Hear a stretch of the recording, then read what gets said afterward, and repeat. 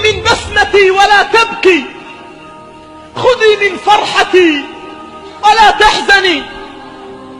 الأم أيها الكرام التي وصى عليها رب السماوات والأراضين.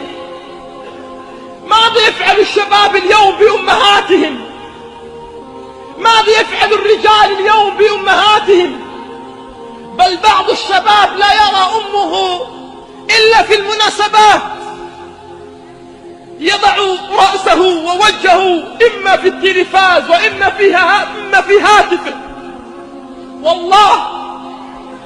والله بعضنا بل إن لم يكن معظمنا يرى شاشة هاتفه أكثر مما يرى أمه. يقلب الصفحات على الإنترنت أكثر مما يقلب الذكريات والبسمات بجوار أمه.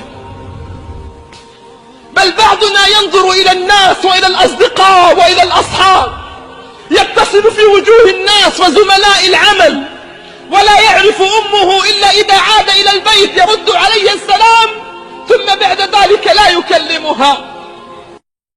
إن أعجبك الفيديو لا تنسى الإعجاب والاشتراك في القناة.